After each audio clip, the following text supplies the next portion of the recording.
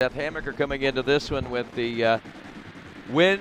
Colin Park saw some great rides out of him just a few months ago down at Minneo's. He finished second. Chase Kessler, another rider, putting in some good shows. He was third. Nathan Augustin in fourth. And Hammaker had the whole shot and goes down on the first That's jump. in a bad spot right there.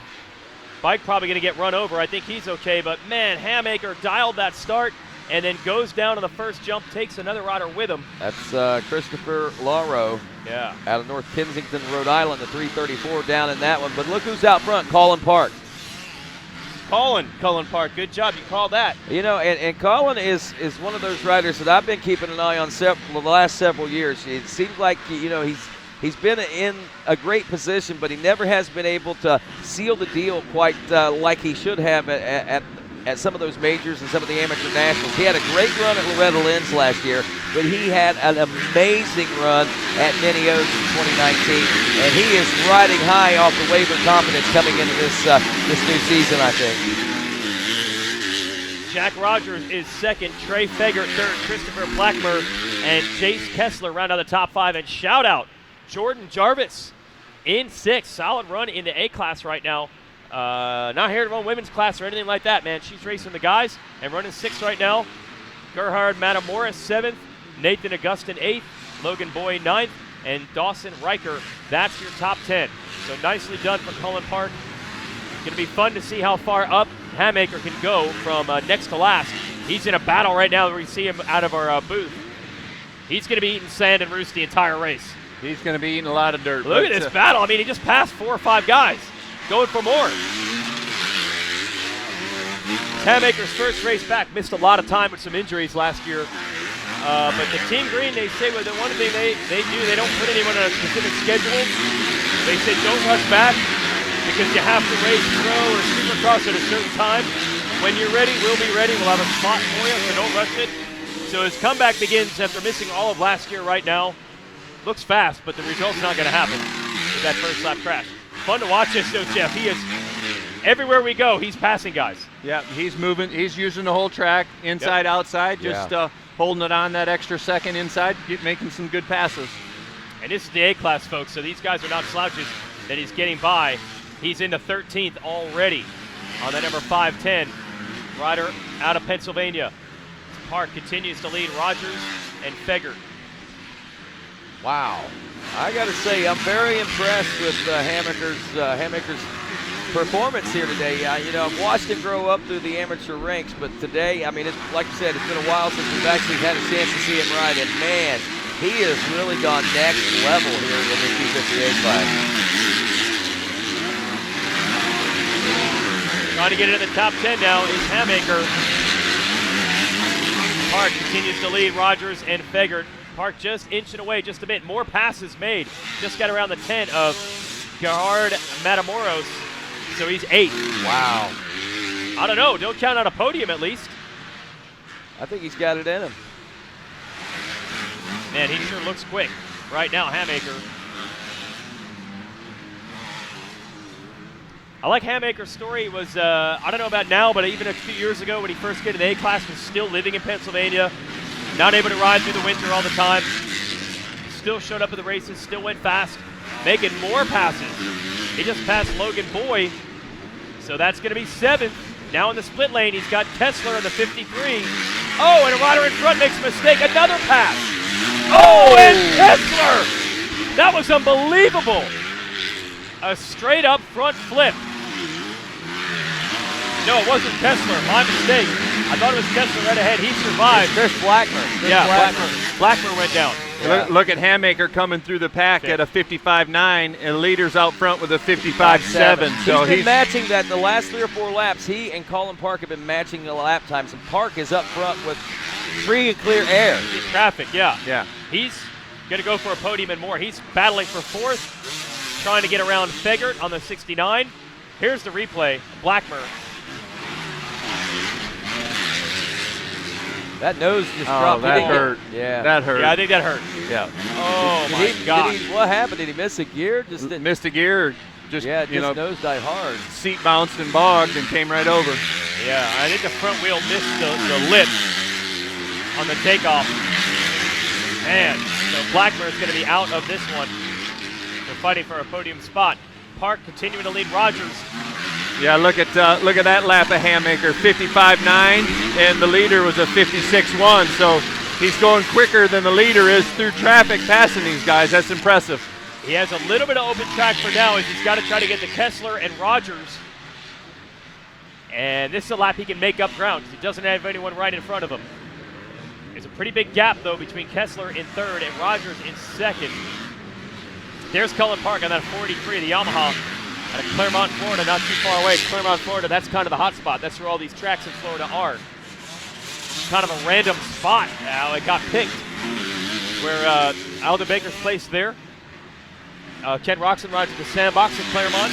Blake Baggett's track at Claremont. You got 3 tracks all within a couple miles of each other. There's Blackmer's bike being pushed off after that huge endo. Cullen Park sure on the gas here, Rodney. Looks good.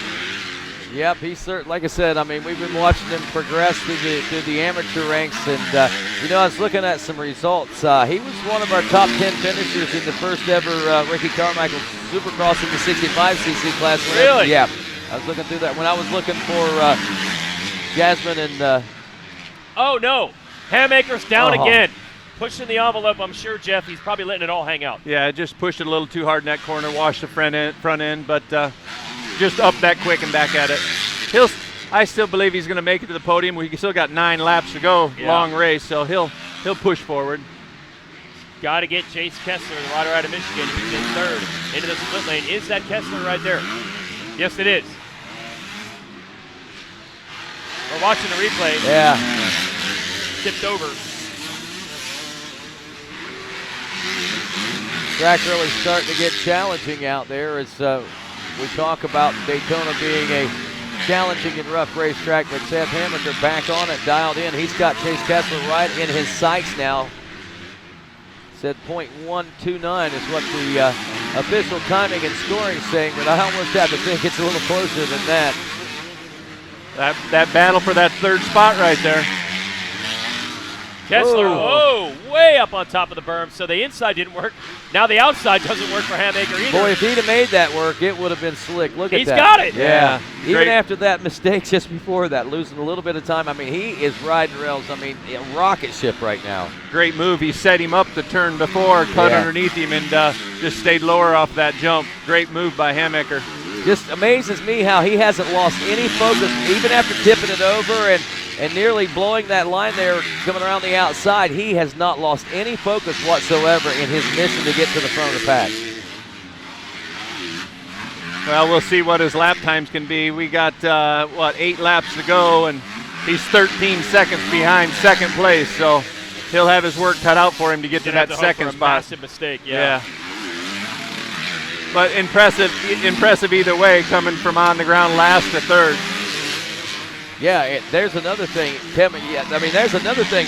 Talk about focus, coming from last, having those little mistakes and still staying focused and making the pass within 2 turns after making a little mistake. I mean, it wasn't much, but it'd be easy just to give up when you're laying on the ground and got hit by 3 or 4 guys, but picked up, rebounded, and shows everybody that he wants to be a champion. Yeah, it sure does. That's what his sponsors want to see. They don't want to see him pull off and ho hum. Yep. He wants to see him rebound and go back at it. Well, he's certainly given his sponsors what they pay for. There's no doubt. He's got all heart out there trying to push that machine to the front of the pack. The next victim could be Jack Rogers, as we see that gap now shrunk down to 2.6 seconds between he and the second place position, and that was at the finish line. Now it's tighter than that as we are halfway through this lap. Yeah, so that last lap of Hammaker, 54.8 compared to Rogers, 58. He caught him by 4 seconds that lap. Wow, and look how fast the real estate is closing in between that second and third place right now. As we work on lap number 10 here, Seth Hammaker riding the dream that rides are made of. Rogers has been all alone for most of this race, and all of a sudden, footsteps. Now he's got big pressure. Yeah, big pressure. And that's got to play a little mind game for you, being by yourself like that for so long, and then all of a sudden, this coming up behind you. How is Rogers going to handle it? All of a sudden, things change in a hurry. Hammock Wow. on the inside. That's the jump that cost him, and he crashed at the beginning of the race, and he uses it to take over second. So he's passed all but 2 riders. There's one guy that got up behind him at the beginning, and he's in second place right now. Unbelievable comeback. Now the gap, 16 seconds between first and second when they came through the finish line into lap number 2. So be interesting to see now that a little bit of free track ahead of Hammaker, whether or not he'll be able to reel in Park any whatsoever. Like I say, he's likely going to run out of time, but hey, the way he's riding right now, any mistakes could afford him a win here today. Any mistakes on the part of Park, but Park seems to be riding pretty flawlessly himself today. No, great ride by Parks. You know, pull the whole shot, clean air, but impressive. Hammaker, Yeah. coming from last, 2 seconds plus a lap faster. Great ride. These are the ones that you remember too. You know, when I go home at night and I start thinking about racing, these are the rides that I recall and remember for a long time. I love to see a rider come from adversity like that and overcome it. I think it's just amazing.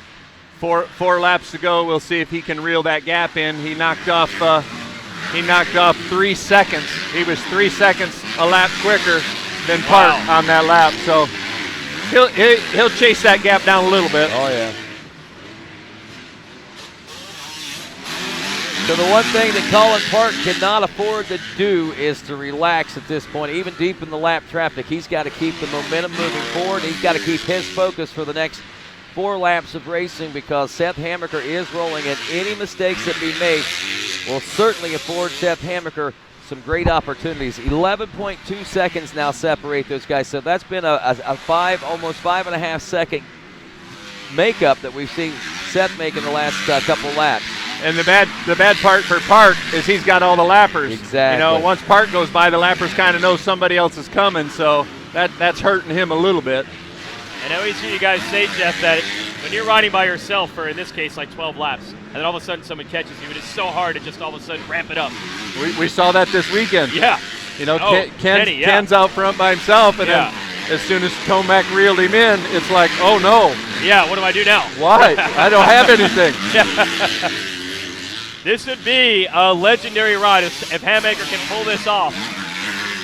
And remember, he didn't just crash at the beginning. He had that tip over in the rut. He's still in second, and there's still time. Oh, but he has got an army of lap riders. He's got a pile of lap riders, and the gap wasn't as big, 57 to a 56 on that last lap. Down to 10.3 after 13 laps of racing.